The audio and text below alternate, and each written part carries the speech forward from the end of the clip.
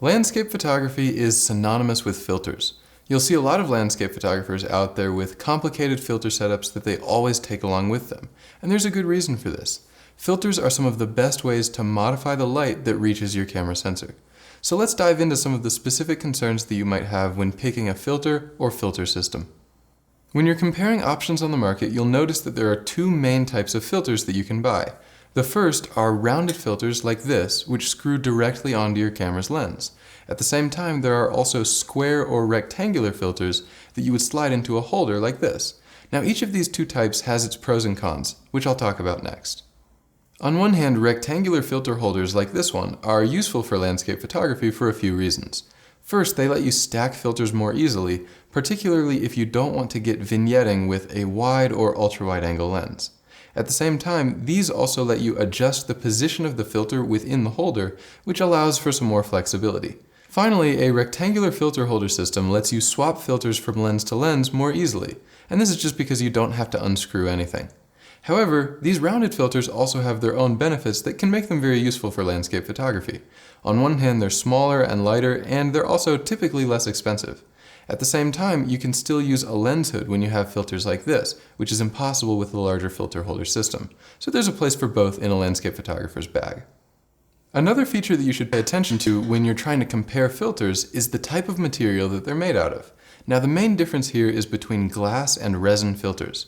Personally, whenever I have the opportunity, I pick a glass filter, and this is for a number of reasons. On one hand, glass filters are typically better than resin filters simply because they don't scratch as easily. If you're removing your filter from its pouch, over time, a resin filter can grow scratched and cloudy, and that can negatively impact your image quality.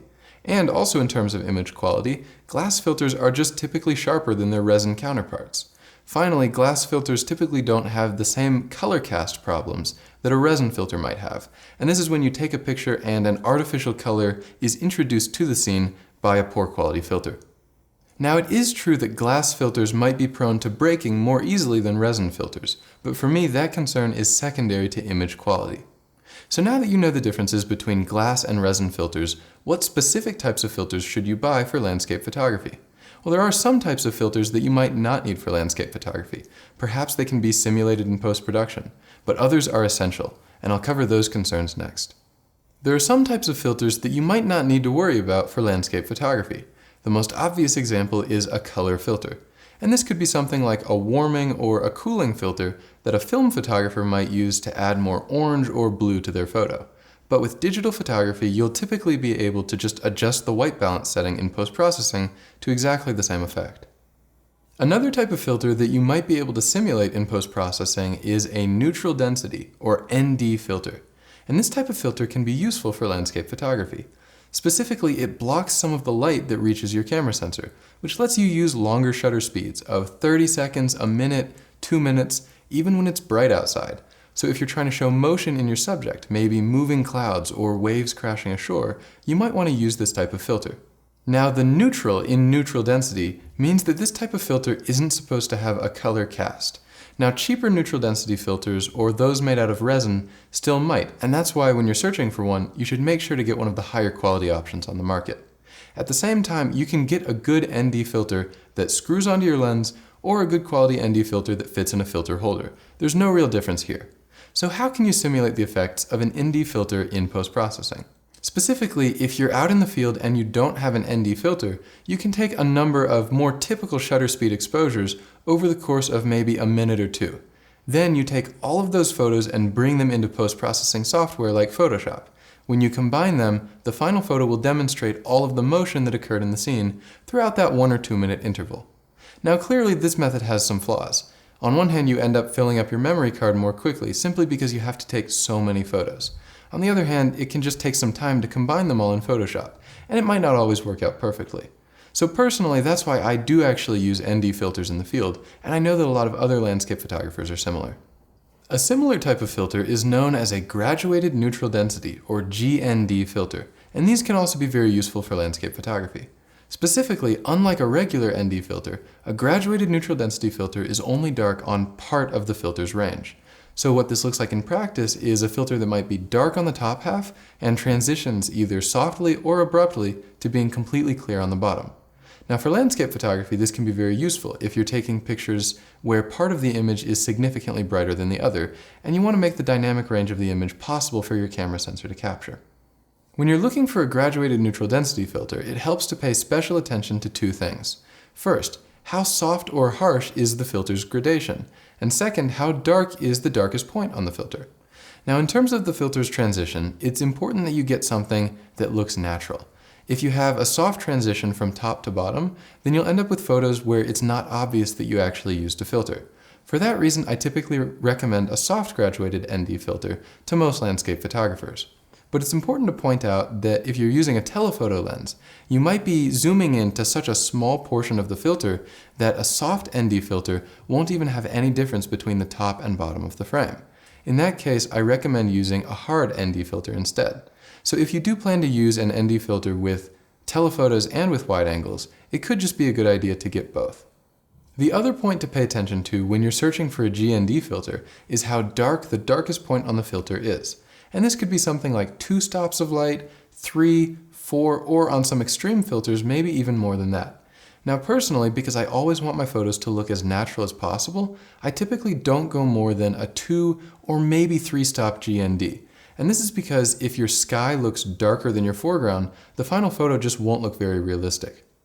When you're buying a graduated or a regular ND filter, you might notice that some of the manufacturer's terminology seems a little bit odd. For example, a 2-stop grad filter might be called a 0.6 grad filter. A 3-stop grad filter might be called a 0.9 grad filter.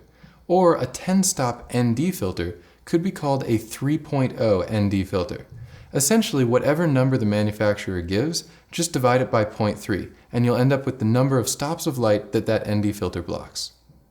Another type of graduated ND filter that isn't quite as common for landscape photography, but can still be helpful, is called a reverse GND filter.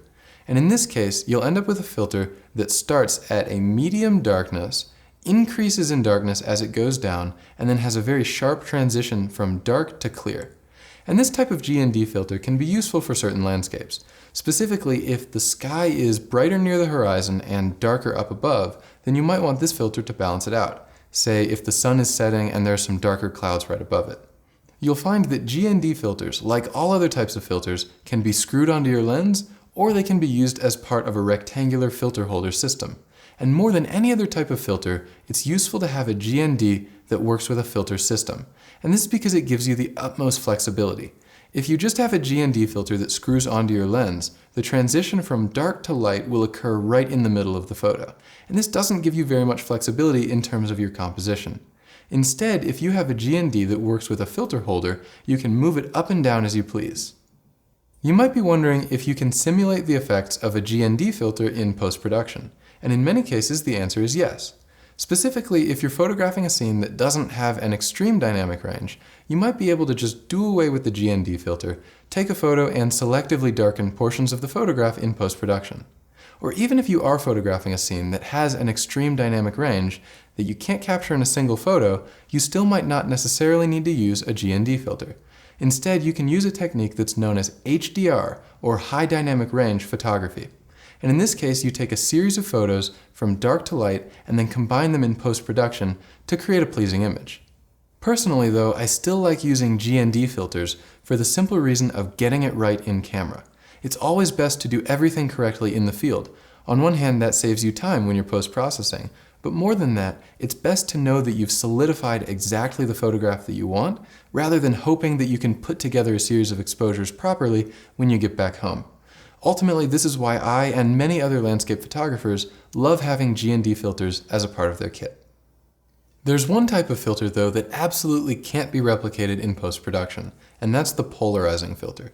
Now for landscape photography, polarizers are perhaps the most important type of filter that you can have, simply because they impact your image at so many different levels. A polarizer will reduce glare from water and foliage in your frame. It can also decrease the brightness of skies and the amount of haze in the distance. Finally, if you're taking pictures of a rainbow, a polarizer can emphasize it in a way that would be impossible in post-production, which is why a polarizer is an essential part of almost every landscape photographer's kit. For a great example of how a polarizer works, take a look at this video. As you can see, there are a lot of reflections on the water here, but as I turn the polarizing filter, they go away completely. Now this is an effect that you'll see in a lot of landscapes where you have water with high reflections, which is why landscape photographers love polarizing filters so much. One mistake that some photographers make when using a polarizing filter is to set it at exactly the setting they want, but think that that setting applies no matter which direction they face. In fact, though, the direction that you face relative to your light source has a significant impact on which way you should rotate your polarizing filter. You can't just set it and forget it. This is something that you have to adjust for every photo. At the same time, I also see photographers making the mistake of turning their polarizer to the strongest possible setting for every image. And this does sometimes work, but in other cases you don't want skies that are almost completely black or water that you can barely tell is in the photo. In situations like these, moderation is best. Now another mistake that I see landscape photographers make while using a polarizer is to use one with a wide-angle lens. And in this case, if you're taking pictures with a lot of blue sky in them, you could end up with a sky that looks really strange. Specifically, part of the sky might be significantly darker than other portions, and this is because the maximum degree of polarization is not uniform across the sky. Instead, the maximum degree of polarization depends upon the angle of the sun. And a good way to find out exactly where it is to point your fingers at the sun in a pistol shape. If you then rotate your hand around the sun, wherever your thumb intersects is where in the sky the maximum degree of polarization will appear.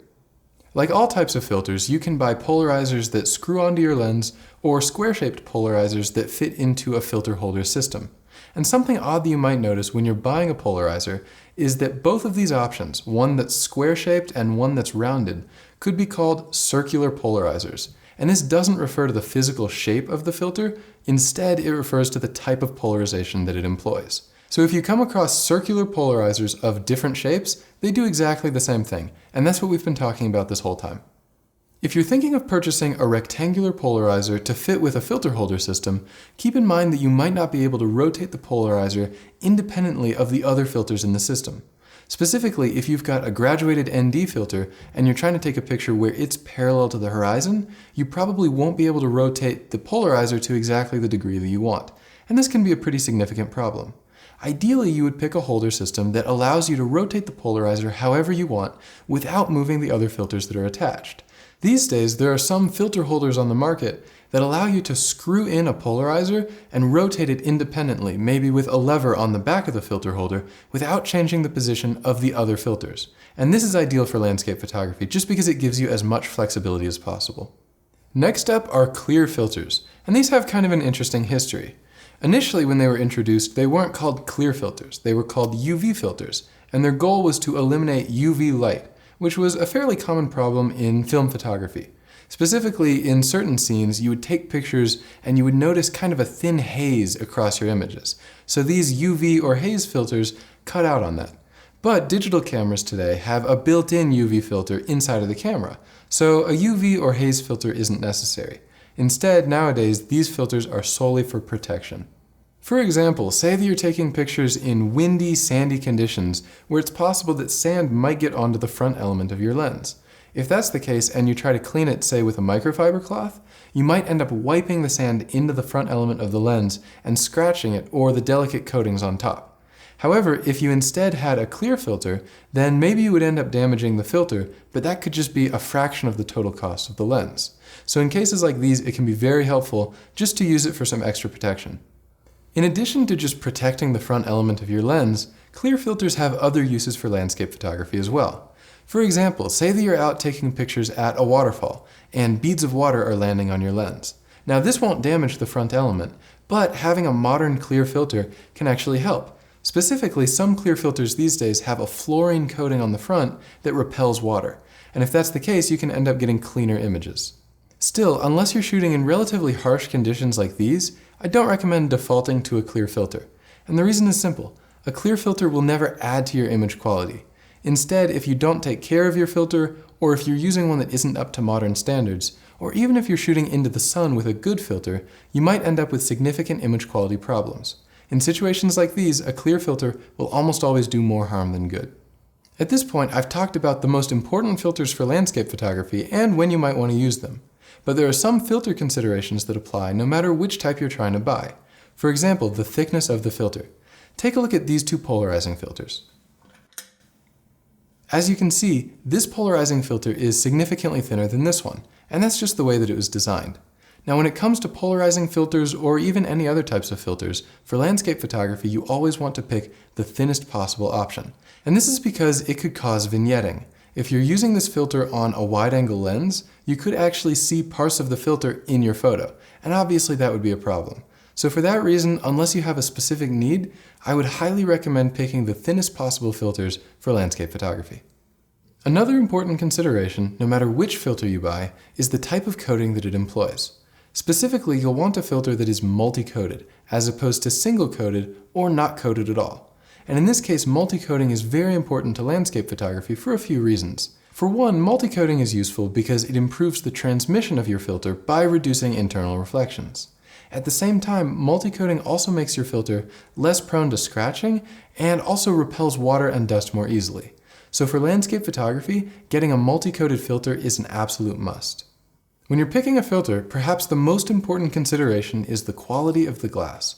Now personally, when I was starting out in photography, I found an old film camera that had a UV filter that happened to fit my lens, so I decided to put it on just because it seemed like a cool thing to do. For the next couple months, I used that filter and I never took it off, and it was only later that I realized every single photo that I took during that period was completely blurry and unusable. So don't make the same mistake that I did. Always invest in the highest possible quality glass for your filter so that you don't have any detriments to your image quality. Now there are many well-respected filter manufacturers out there, but you have to remember that even a good brand can make low-end filters. So more than the actual name on the filter, pay attention to the quality of the glass. For example, some of the most color-neutral high-transmission glass on the market is made by the manufacturer Schott. Now this brand of glass is used by many different manufacturers because of its high optical qualities. So make sure that you always buy one of the higher end filters within a particular brand that also has the type of coatings that you need. If you make sure that your filter is as good as possible, it will never get in the way of capturing high quality images. As you would expect, a high quality filter can be fairly expensive. And if you have a lot of lenses that all need filters, you might be wondering if you need to buy separate kits for each. And luckily, the good news is that you typically don't. Instead, you just look at all of your lenses and see which one has the largest filter thread size. For example, if among all of your lenses the largest filter thread is 77mm, then what you should do is only buy filters that are that size. So in this case, you might buy just a set of 77mm filters and then use step-up rings to match your other lenses to fit with those exact same filters. The good news is that step-up rings tend to be very inexpensive. For example, here are two options that each let you use a larger filter on a lens with smaller filter threads.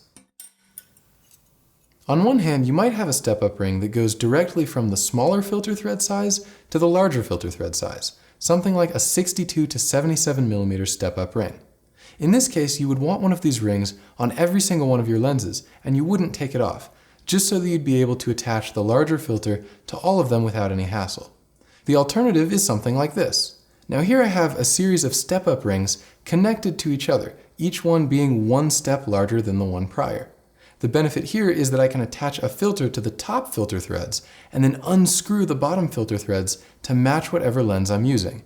This is great because I don't have to leave a step-up ring on every single one of my lenses, and I can just move this kit from lens to lens. At the end of the day, it should be clear that filters are very important for landscape photography. Now, we've covered a lot of ground, and it can be easy to feel overwhelmed, so here are my basic recommendations if you're just starting to assemble a landscape photography filter kit. On one hand, a polarizing filter is essential, and that's because you can't replicate it at all in post-production. And polarizing filters simply affect so many different variables of an image, which makes them very important for landscape photography.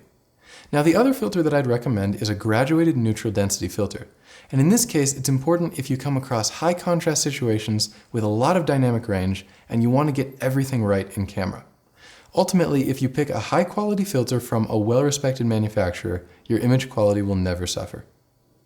At this point, we've talked a lot about the major pieces of equipment that you'll need for landscape photography. But there are also so many different options and accessories on the market that you might want to consider, and I have some of those laid out in front of me now. So let's go through them one by one and see which ones might be useful for your landscape photography needs.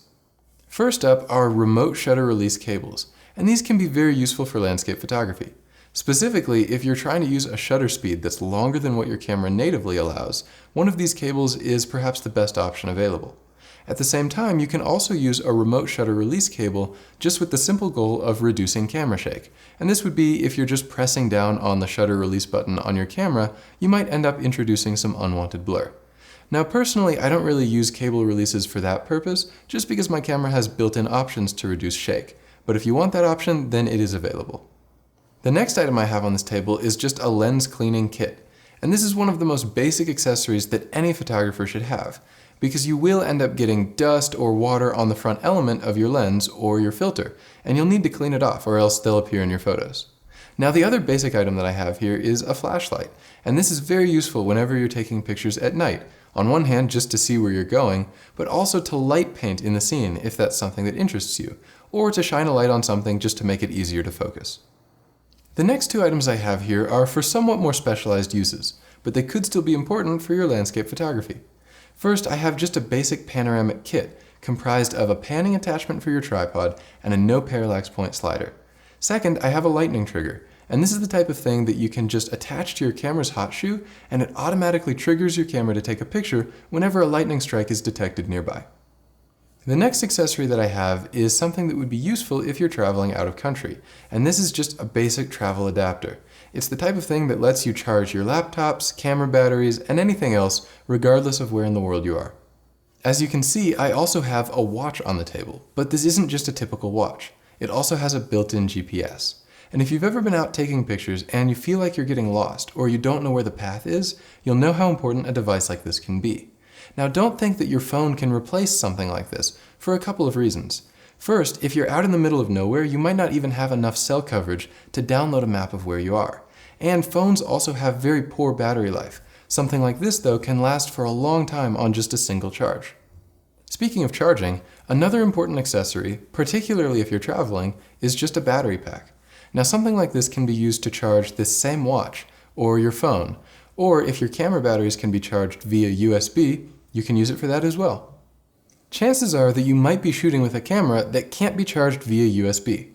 Personally, I use a Nikon DSLR for which this is the case. For the longest time though, I thought that the only way to charge my camera batteries was just by plugging it into a regular wall outlet. Luckily, this isn't the case. Even for my batteries, there are options on the market to charge via USB. For example, this is a USB charger that works with my normal Nikon batteries, and I find it incredibly convenient to use when I'm traveling. Specifically, I can charge my batteries via a car charger or even using just a regular battery pack like this. So far, we've covered a number of different accessories for landscape photography, but that only scratches the surface of everything that's available, and there are still some others that are worth mentioning. For example, every photographer needs a good camera bag. Personally, because I end up doing a lot of longer hikes, I just use a regular hiking backpack. But this is the type of thing where you need to research and compare for yourself, just because there are so many options available. In addition, you're most likely going to have your phone with you at all times, and it's something that you can use to your advantage. Specifically, you can download apps that tell you the time of day and the place in the sky that the sun and moon are going to rise and set. This is something that I find very useful for scouting photos and planning them ahead of time, and it's one thing that I always use in the field.